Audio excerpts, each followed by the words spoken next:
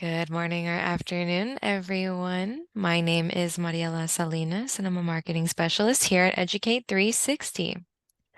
Welcome to today's webinar, Strategic Business Analysis for Organizational Success, presented by our fantastic instructor for today, Dr. Susan Heidorn. We are in Zoom for today's session, and we will be sharing a copy of this recording with you in an email after the webinar. We do encourage participation throughout the webinar, so please use that chat or the Q&A option for our short Q&A portion after the presentation. Educate 360 is so excited to present this webinar today, so without further ado, I will now hand it over to you, Dr. Heidorn. Thank you so very much. Welcome, everyone. Happy Thursday. We're going to be talking about strategic business analysis. And this is actually one of my favorite areas to play in because I like the bigger picture thinking. I like doing strategic analysis. And I'm hoping that by the time we get done, you'll not only know what it is, but also have a passion for it. So we're going to talk about what comprises strategy analysis. Well, what do you mean, Susan, when you say strategy analysis? When do we want it performed? We're going to talk a little bit about strategic thinking skills. Now, this normally isn't included in strategy analysis, but I think to do it well, we need to have a little bit of strategic thinking skills.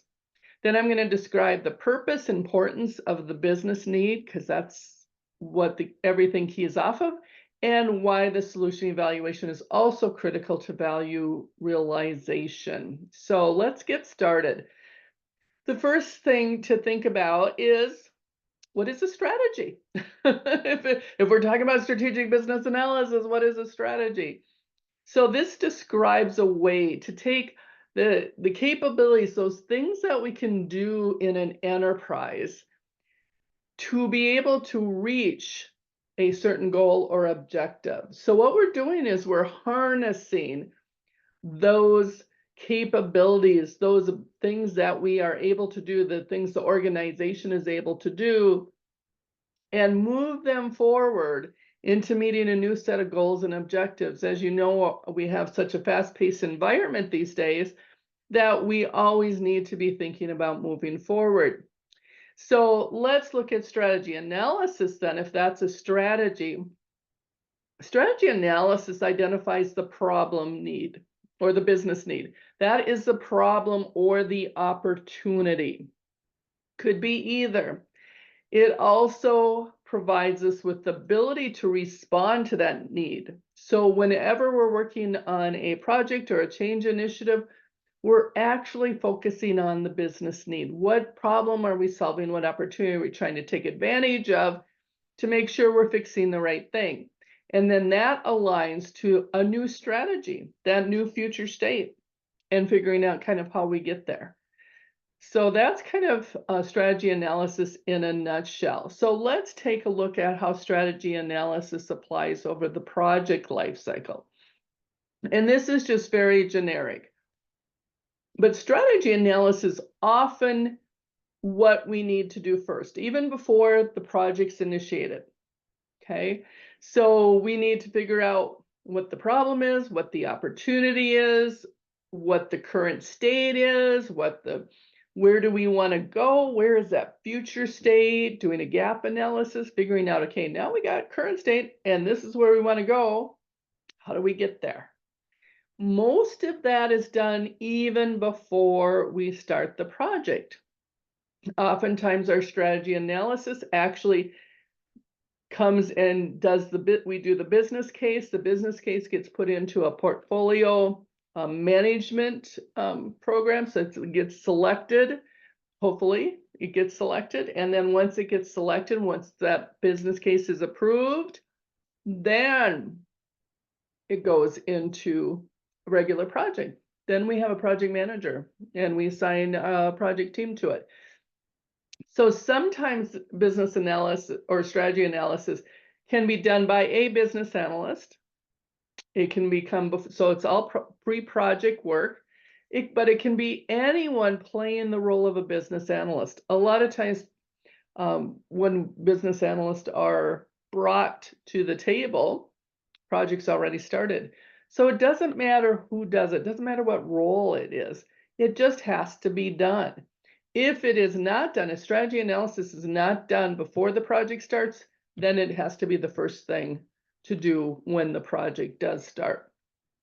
And this is just kind of a view. Then you analyze and document requirements. You do your project stuff. And then we're also going to talk about evaluating the solution briefly, because that's where you realize your benefits. And to me, strategy analysis is often, most of the time, pre-project work. But I also think it behooves us when we're thinking strategically to also think of the end solution and how we want to evaluate that. So we're going to include that into that kind of that big picture strategy analysis type thing. And of course, you plan, you elicit, you collaborate, you manage. So those are just some of the things you normally do no matter what. So we're going to look at, when we think strategy analysis, again, we're going to talk about that pre-project work as well as that post-project work. So before we get there, we need to do a little bit of strategic thinking, because I think you need to be a really good strategic thinker in order to do strategy analysis, strategic analysis. So strategic thinking will help you answer 3 simple questions. Where are we now? Where do we want to be? Okay, so you can see, you can hear in this, right? Where are we now? Current state. Where do we want to be? Future state. And how are we going to get there? That gap analysis.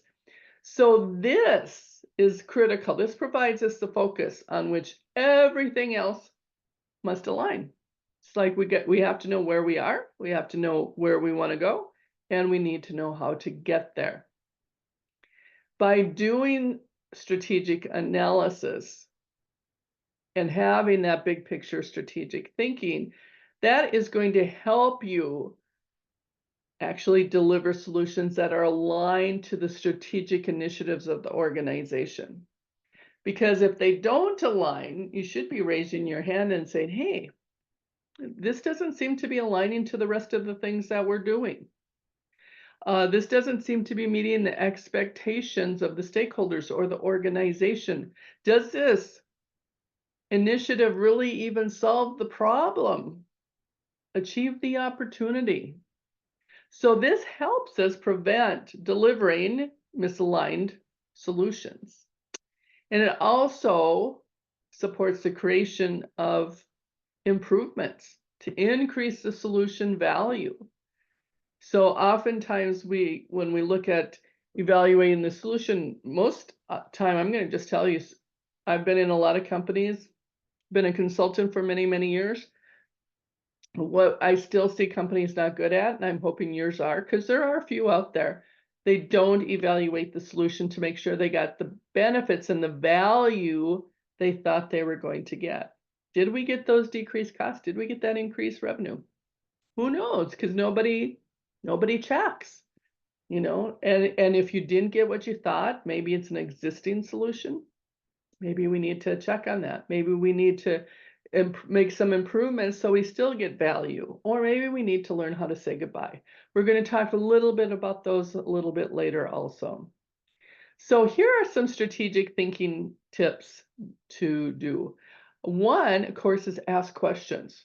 Hopefully you are full of questions. I know I have more questions than most people always want to answer. But being inquisitive, asking questions constantly. It's like, what's going on here? What is the problem? What are we trying to solve? What are you trying to accomplish? There's always those great questions to be asked. And really being able to explore the possibilities. We tend to, as humans, because we have so much on our plate, I think, is that we kind of have blinders on. And it just, we just think in a bubble, and we have to do our job in really a lot of hurry. And so strategic thinking does take time. You need to take time for that strategic thinking piece. But we don't explore the possibilities. You know, if any of you are Star Trek fans, to boldly go where no person has gone before. Sorry, I'm a big Star Trek fan. So exploring those possibilities, getting other people's brain power, because they're going to see different things. They come from different experiences, and be able to explore our options and not just say, oh, here's the option. It's like, is there a better one? That might be one, but is there a better one out there? There's never going to be a silver bullet. I'll just tell you that now. But there are some solutions that are better than others.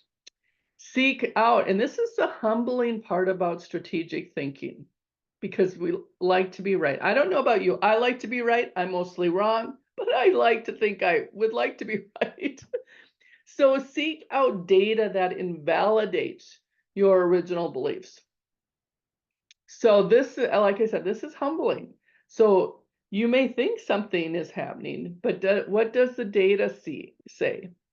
Look at those anomalies. Oh, well, that's just kind of a one-off. Well, is it a one-off, or are you not seeing the right pattern? So being able to look at the full data, not just the data we self-select because we want to be right, but looking at all the data and saying, are there different patterns here? Maybe there's a different pattern than I thought there was. Maybe there's different data telling me something different. Seek out and listen to other people's perspectives. It's the wisdom of the group. So being able to, because everybody comes from different perspectives, they have different experiences, they do different things. If we can get people together, we learn so much more. And there's different vantage points to doing that. And so being able to listen, saying, well, I don't know if that's the right solution, or I think we're missing some data here, or here's how we're looking at the same data, but I interpret it very differently than you have. We all do that. So being able to, once we get to the group together, listen to other perspectives, listen to those devil's advocates. They may be saying something. Maybe there's a concern that you didn't think about. Maybe they have a piece of data that you hadn't thought about. That's where we provide value, is listening to others. Challenging your existing assumptions and conventional wisdom. This is where and I kind of led to this before, is that we all come with assumptions. We all come with biases. And we make those assumptions because we are always busy. As a colleague of mine said, we're all running with scissors. I kind of like that little saying, but we're always busy. And so what we do is we jump to assumptions. Oh, if I see this piece of data, must be others like that. I'm just going to go with this. Okay. But we don't examine if it was just one piece of data and all the rest would match, or maybe they didn't really match and it was only that one piece of data. So what are the assumptions that I'm carrying around with me? I always tell my students and the people that I'm coaching, write down your assumptions, document your assumptions, challenge your assumptions, because they all know when you have assumptions, it makes what out of you and me. So look at, are your assumptions correct? Maybe, maybe not. So here are some traps that to think about. Snap judgments without all the data. It's kind of the opposite of the tips that I just told you about. But if you quickly make a decision, sometimes you have, and maybe sometimes it's easy, it's a no-brainer, you get it done. But most times there's usually something a little bit more complex around it. And, if we make snap judgments, we're not looking at the full picture. We're just saying, let's check it off, get it off my plate, because I don't want to deal with it. I got a bazillion other things on my plate to deal with. Sometimes it makes sense to make a snap judgment, and most times I'm going to tell you it doesn't. Following the crowd. Oh, well, everybody kind of seems to think this, so I probably should think this too. Or everybody kind of likes this solution, this must be the right solution. Or the people with the loudest voice. Boy, you know what? Bill or you Sally or whoever it is has the loudest voice, is like, oh, okay, fine, they must know what they want. Let's just put it in. No, that just because they have the loudest voice doesn't mean they're right. And just following the crowd doesn't mean that right too. My mother used to say as I was growing up, if everybody's jumping off the cliff, are you going to go down too? So basically, she taught me to think for myself. So I'll pass on that little tidbit to you too. Seeking input from only like-minded people. I kind of like doing that in some ways, and I think we all do. It's like, oh, you think that way too? Oh, I do too, and you start getting into, somebody like me, they understand what going through or understanding what's going on. That doesn't help anybody. You have to listen to those devil's advocates. You have to the naysayers, whatever you want to call them. But there's other people who are seeing other things, and we have to be humble enough to go ask, what are you seeing? There's always different perspectives.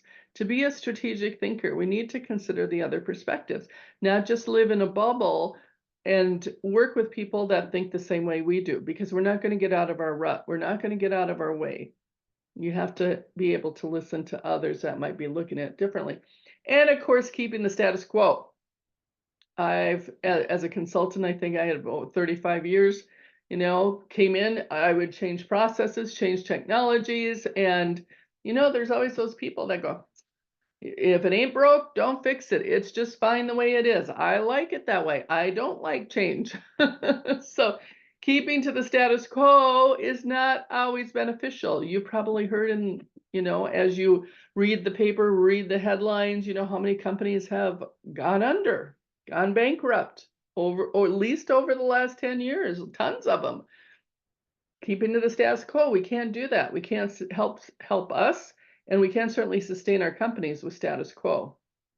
And again, not listening to the people who don't agree. That this is kind of a common theme. So stretch your mind, look for different possibilities, work with different people who see things differently. So thinking about yourself, challenge yourself. What are the things that are hardest to do? Is it ask questions? Some of people are hesitant to ask questions. Being inquisitive, seeking out data. Like I said, that's the humbling thing. Oh, gee, I gotta look for data that doesn't kind of match what I'm thinking. That's kind of tough to do. And then think about the traps you fall into. Do you fall into those traps? Are you making snap judgments? Are you just following the crowd because it's easier and you don't want to buck the system? Sometimes it's hard to be a strategic thinker because it does take a little bit of confidence, a little bit of putting yourself out there. But the returns are, I think, going to be there for you because somebody else said, well, gee, you know what? That's a really good point. We didn't think about that. So what are the characteristics of an effective strategic thinker? Big picture.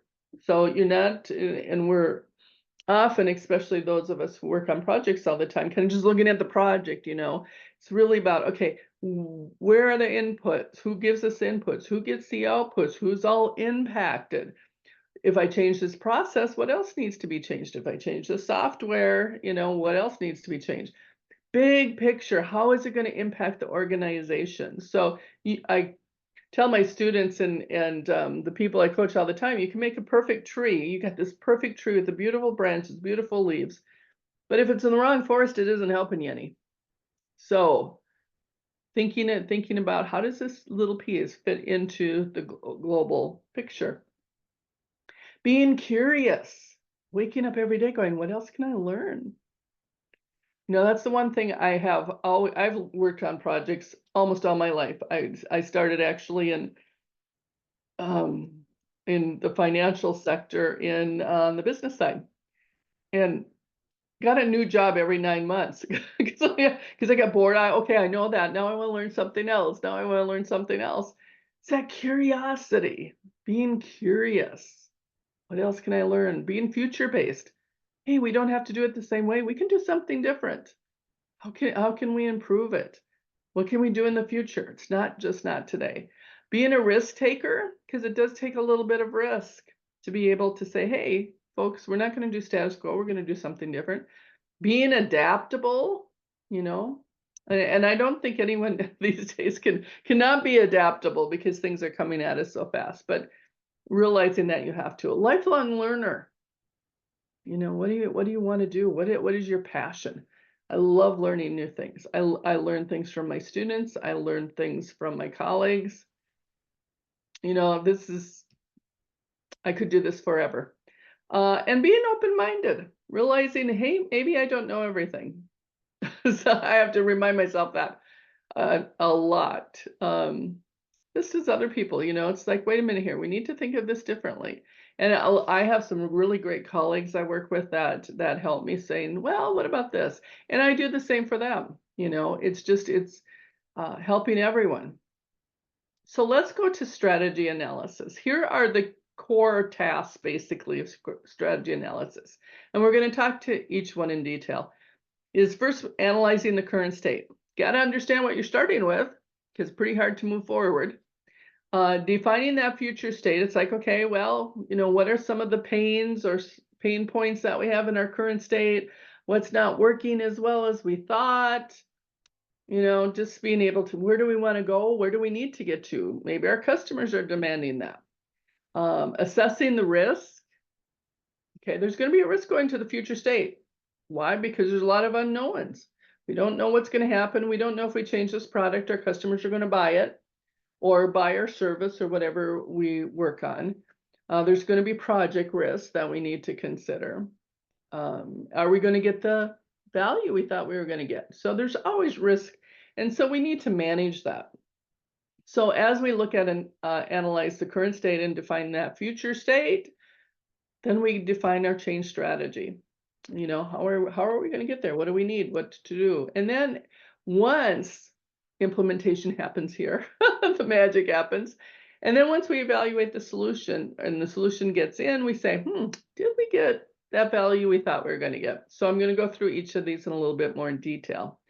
The very first thing we need to do when we do current state analysis is understand what the problem is, either the problem or the opportunity, usually of strategic importance to the organization that will make an impact.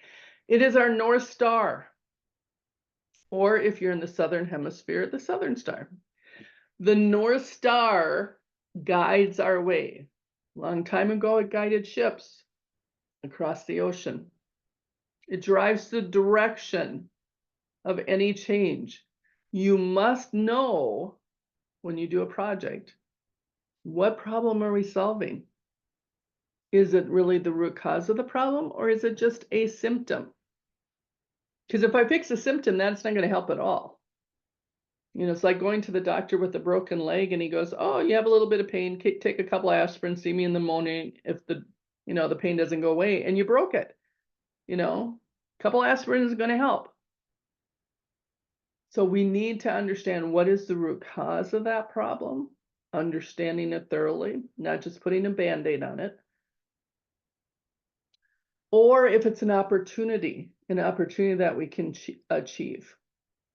Okay, but that's our direction. Everything we do on that project, once it's approved, obviously, and gets in, that's your driving force. All those requirements. Hey, does it fix the problem? Does it achieve that opportunity? If it doesn't, that feature and function doesn't do that, if that user story doesn't align, it's out of scope. You need a North Star to make sure that you are moving forward in the right direction. Otherwise, anything will do. That is part of analyzing current state, but I like to point it out because that really is the most critical. And you should know that before any project gets started. So then you do the rest of the analysis, understanding what needs to be changed. What is the context? So what processes need to be changed? How many processes are involved? How many people? Which departments? What technology is going to be impacted? What are the constraints that we're under that we can't change? Maybe there's certain regulations or business rules we have to follow. This is really understanding the current state thoroughly. Not just say, okay, here's the old process here, and then let's figure out the new process. There's going to be impacts to that process. That's where that strategic thinking comes in. Okay, what other processes are impacted by this process? What other processes does this one impact? Who's all involved, directly or indirectly? We really need to understand the context of that current state. And then we need to define the future state. And just a point of notice, you heard me say analyze the current state. You can analyze it because it exists. You can't analyze the future state. You define it because it doesn't exist. So there's two different. I analyze first, then I define. that future state. So future state is those conditions that meet the business need. Okay, if this is, will this future state fix that problem? Will this future state achieve that opportunity? And how do we define success? How do we know we got there? How do we know if we got to our destination? So it should be really well defined, the future state. In fact, you're going to spend more time in future state than current state, but that doesn't mean just, a couple hours in current state unless it's a very small piece, making sure you do root cause. But it should be achievable. So well defined so people can go, "Oh yeah, we can build this, we can do this." Also make it sure that it's achievable. If you can't do it, you're never going to get to that future state. So it has to be realistic. It has to be achievable. And then making sure that there's consensus, there's buy-in to that future state. Because if you don't get buy-in, nobody's going to move. They're just going to go slide back right back into that current state.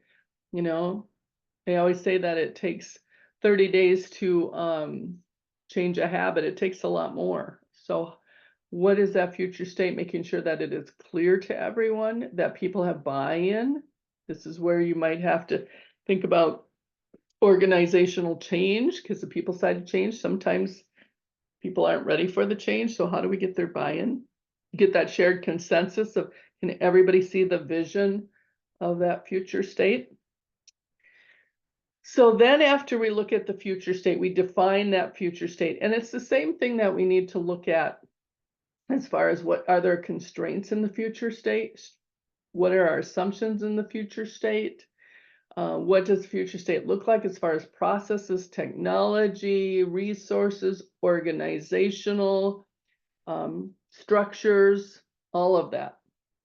So what we do in the current state, we have to do in the future state. And it might even be more, putting that big picture hat on. How does everything work together? Then as we do that, we need to analyze risk. There's going to be a risk in the current state we need to look at. There's going to be a risk in the future state. There's going to be a risk in how do we get from current state to future state. So a risk is a potential event. Hasn't happened yet. But if it does, it's either going to impact the probability, should it occur, that risk occur, or it can be that impact. So we usually manage risk on probability that it'll occur, impact to the project if it does occur. And so we need to figure out, what are those risks? Which risks do we need to mitigate? Which risks do we need to avoid? Which risks do we need to accept and just say, if it happens, it happens, and then we got to deal with it. So you always have to do risk assessment. Then we look at this change strategy.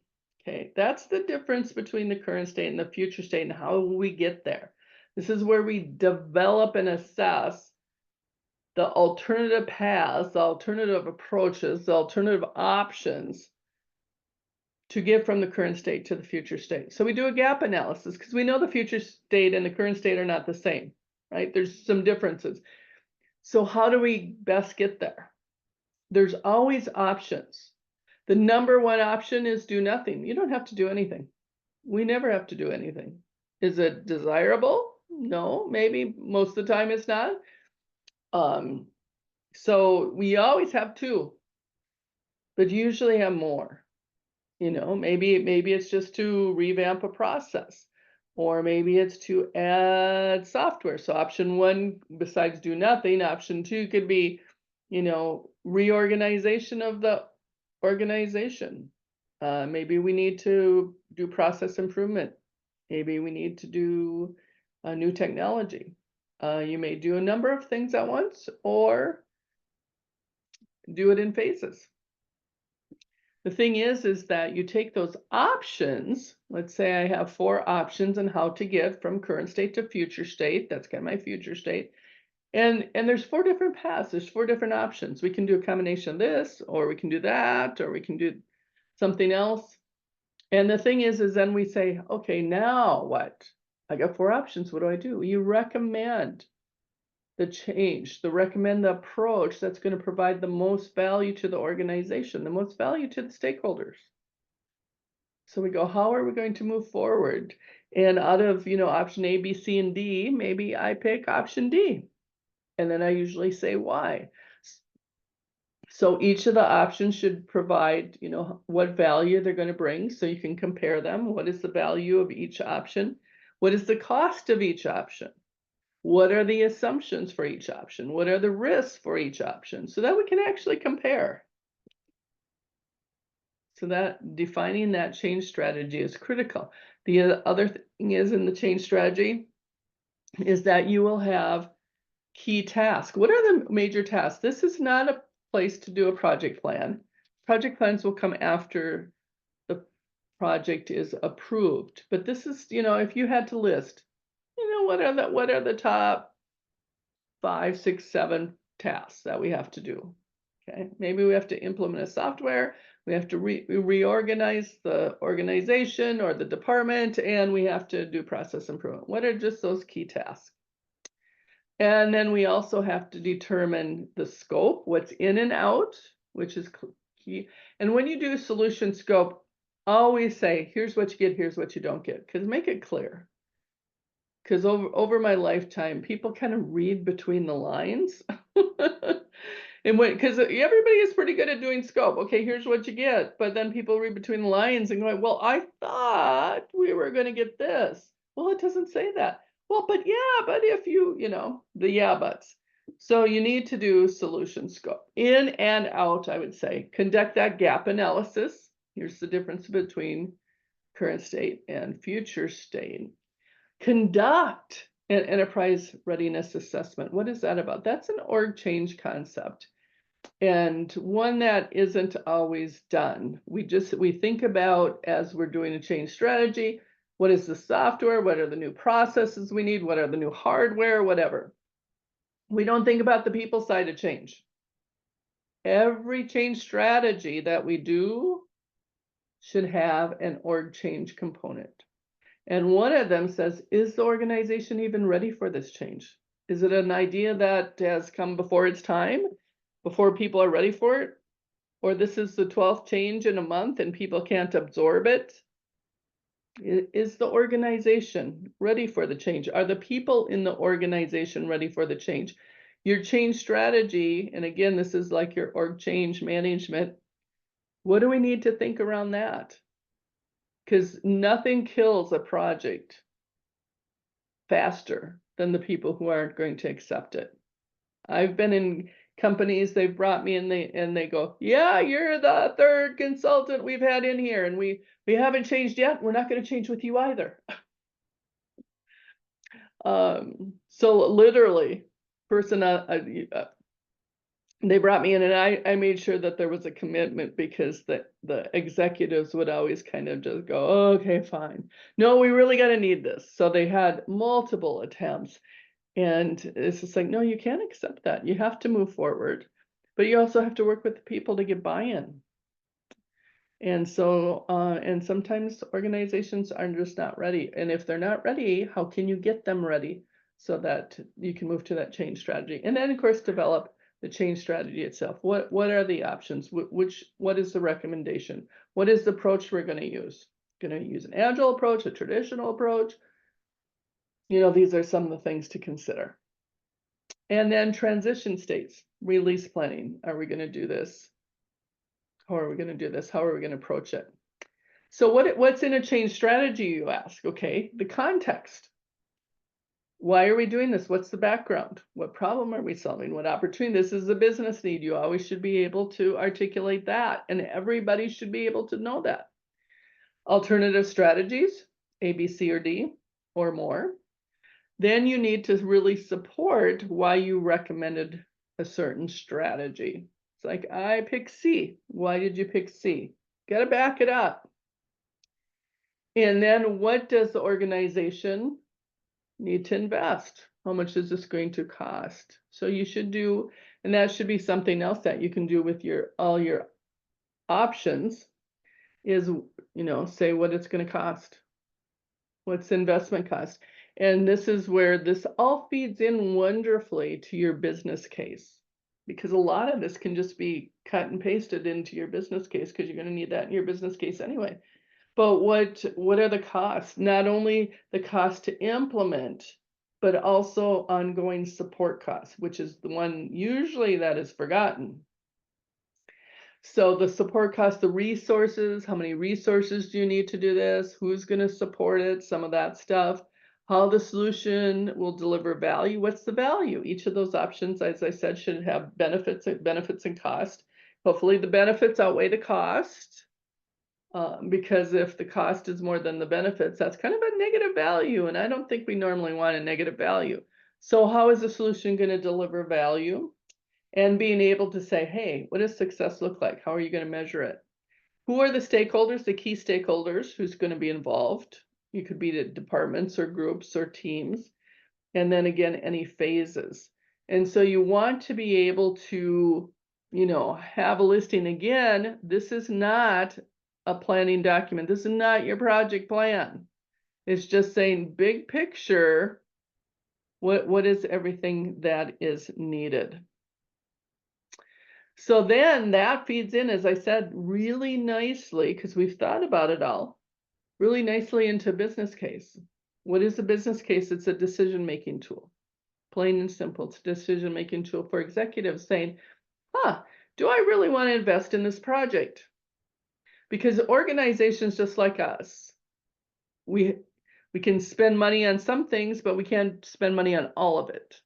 At least I can't. I don't have a money tree in my backyard, still trying to grow that thing, but it doesn't grow very well. And so it is sitting there thinking, okay, I can do this, I can do this, and I can do this. I can't do all three. I got to pick one. Well, organizations are the same way. And even if they have the money, they may not have the resources.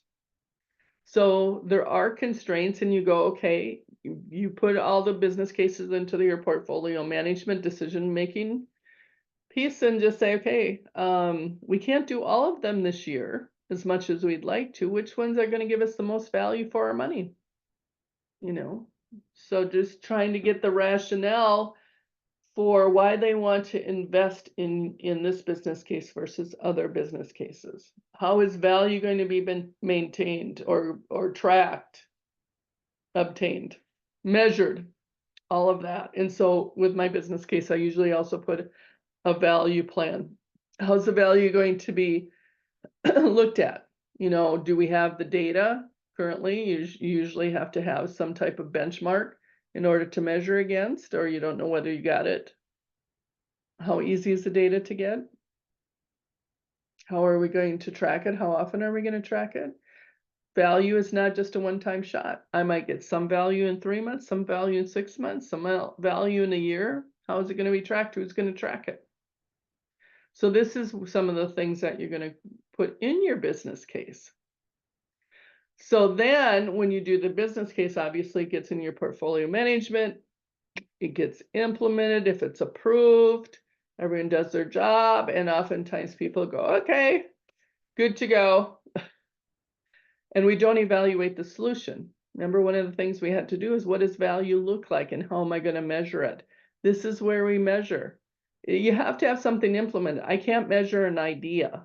I can think maybe we're going to get more revenue, or I think our customers are going to be happier. How am I going to measure that? And this is where you evaluate the solution. Hey, did we get that productivity gains? Did we get that cost reduction? Did we get an increase in revenue or increase in customers? Are our customers happier? Are employees, happier? So we have to assess either solution or solution component. We have to assess the performance of that solution and say, hey, did it get what we thought we were going to get? And then determine, it might be our first measure, but maybe we have some other measures in the future. Because when you're looking at productivity, maybe your goal was to increase productivity. Well, what happens when people are learning a new process or new technology? Productivity goes down. You never want to measure productivity immediately after you've implemented something, or you are going to get such bad returns. You're going like, what the heck did we do this project for? You gotta wait. When do we think people are gonna be pretty comfortable with it? Do I measure 6 months, 9 months, a year later? Maybe a number of times. So we have to look at assessing value. And then we say, okay, what value were we expecting? That should have been in the business case that came out of that change strategy, right? What was the expected value and what did we get? Plan versus actual, right? We thought we were going to get this. This is what we actually got. So we want to ask, is the solution component performing as designed? If it did not, if it got the benefits and the value we thought it was going to get, end of story. Yep, it's doing good. We're spot on. Got that extra revenue, got that decrease in cost, whatever it was. But what happens if it's not, or it's not as much as we thought? Maybe we were going to increase productivity by 10%. We increased it by 8. And it's like, can we do anything? Can we do anything about that? Is there any tweaks we can make? Can we, change the configuration? Can we, so what is it that we can do? So if it's, you know, performing as designed, that's great if the value is realized. But if it's not, we probably need to do something. So the interesting thing is that if the solution or solution component is not providing us with our expected value, then we're back to back to square one, right? It's a circular thing. We're back into saying, oh, we got to analyze the current state. It's not getting the value we thought we were going to get. So what is the problem? Why is it not getting the value we thought we were going to get? And so then you analyze the current state, look for root cause, and then we go, well, what would we like it to be? So you do the future state. It may become another project. Sometimes you can just do a quick tweak, but most of the time it becomes another project. And so you have that circular thing, but it's all around looking for value. Are we getting value? Did we solve the right problem? Which, of course, if we solve it, is going to provide you the value that we need to be able to take. So comes kind of full circle, but you can see as you're doing your strategic thinking, it's big. It's from the start, root cause, you need to think a bigger picture, all the way to the future state and all its permutations and impacts, all the way through the business case, and then evaluating the solution. So start to finish, making sure everything kind of fits together. So that is strategy analysis in a nutshell. We do have a really fun strategic business analysis class, a 2-day class. So check out our website, watermarklearning.com. We also have a basic business analysis foundation, business needs analysis, which is a VOD around, also strategic thinking. It's just there's a lot of strategic thinking also in strategic business analysis 2-day class, but there's just a VOD self-paced thing that you can do also. And of course, facilitating, because a lot of times we need our facilitation skills to do that. So just a teaser on some things. Any questions for me, Mariella? Hey, doctor. Yes, absolutely. We have a bunch. So we had we had a couple on the recording. So just to clarify, we will definitely be sending a recording in an email after the webinar. We had a couple other questions here from, yeah, in the Q&A area. Nav asks, what are some examples of risk in current state since we are moving away from the current state? So risk would be could be that you aren't able to maybe have the time to do root cause, or it could be that the issue is something that you can't get at, or it's just it's mostly about the risk would be the analysis of the current state. Usually that's where the risk is, or yeah, I think that's kind of mostly the risk that you are going to encounter in analyzing the current state, is not being able to do a full analysis around that or understand the problem or the opportunity as well as you'd like. Might be some data you can't get to. That would be some risk. Awesome. We had another question here. What are some templates or samples for documenting a business case? I know that we're here in a Oh, webinar, so we can definitely look into getting some templates or samples in the there's future, but actually, I believe if you go to watermarklearning.com and you sign in as a user, doesn't cost anything. I think that we do have our business case template there. There's also a day-long building better business cases, mouthful, class that we offer, which you also get the template. But I believe there's also a template in our template section on our website. So you can, and that's free to use. great insight for sure. And I can definitely look into seeing if we can get that over to you in that follow-up email for sure, Kim. And then we had one more question. What are some more introduction classes? I think maybe this would, the previous slide would be speak perfectly to this. What are some more um, classes that could build upon this current intro class? Yep. This had a lot of great examples and explanations. So definitely any one of these would And I fit think I perfectly. think we do have, like I said, we do have a business case course too, a 1 day, which I don't know why I forgot to put that on there, but yeah, that would be a great class too. If you could, you get the template with that. You do some you do analysis, which we didn't really talk about adding into that, and so it's a really good class. So it'll give you a nice rounding. Excellent. And then we had a question on the website. It is watermarklearning.com. Yeah, there's lots of templates, any information on courses on there. And I believe that is it. The last little tidbit I wanted to take away also from this was that Karen said to explore the possibilities and boldly go where no one has gone It's done before. before. Yep. Let's go. Star Trek leads my way. That's right, Karen. And that's right, Susan. I love it. Alrighty, well, thank you so much for all the insight and your time today, Dr. Hydorn. This was really great info for all of our audience members.